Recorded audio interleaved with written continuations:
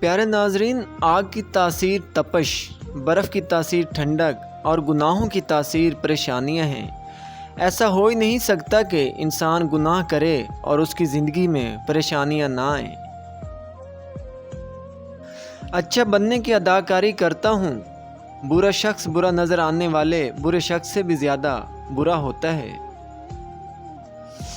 خوف خدا ایک ایسا چراغ ہے جس کی روشنی میں نیکی اور برائی صاف نظر آتی ہے۔ کئی بار ایسا ہوتا ہے کہ انسان میں رونے کی ہمت باقی نہیں رہتی، مگر لوگ سمجھتے ہیں کہ اسے صبر آ گیا۔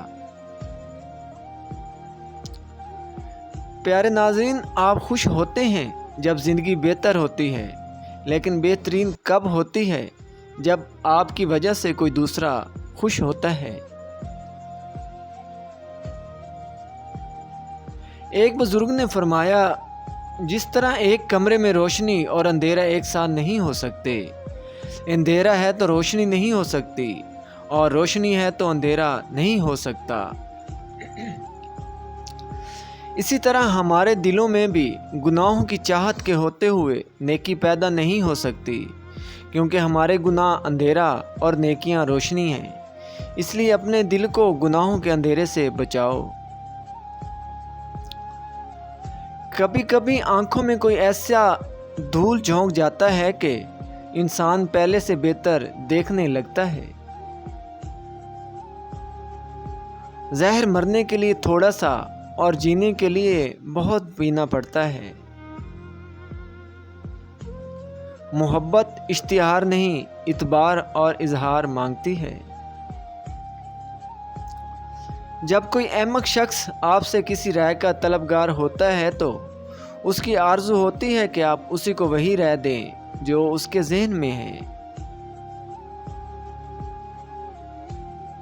جو شخص اللہ کے ساتھ حساب نہیں کرتا، اللہ اس کے ساتھ کبھی حساب نہیں کرتا۔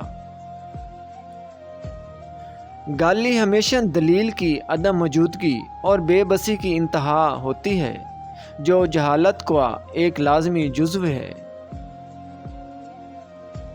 کچھ خوابوں کو پورا کرنے کے لیے کچھ خوابوں سے دستبردار ہونا پڑتا ہے۔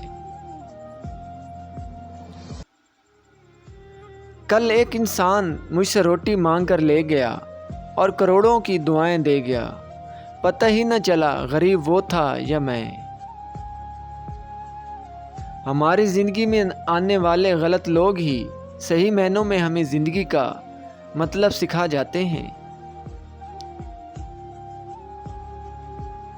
عقل مندوں اور بیوقوفوں میں کچھ عیب ضرور ہوتے ہیں، مگر عقل مند اپنے عیب خود دیکھتا ہے اور بیوقوف کے عیب پوری دنیا دیکھتی ہے۔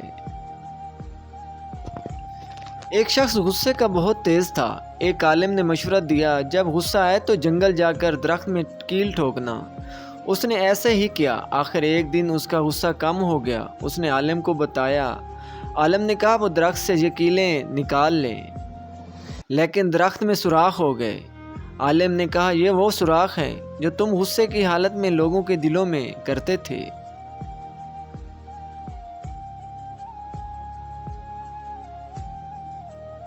وہ شخص کس طرح تکبر کر سکتا ہے جو مٹی سے بنا ہو، مٹی میں ملنے والا ہو اور مٹی میں کیڑے مکوڑوں کی غذا بننے والا ہو۔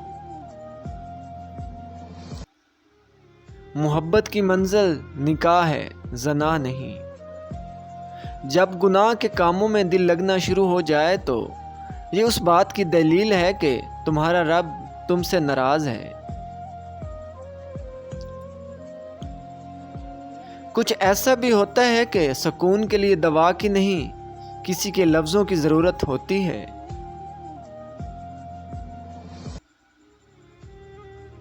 جتنا مرضی محبت سے سنبھال لو، جن رشتوں میں سچائی نہ ہو وہ خود ہی ٹوٹ جاتے ہیں۔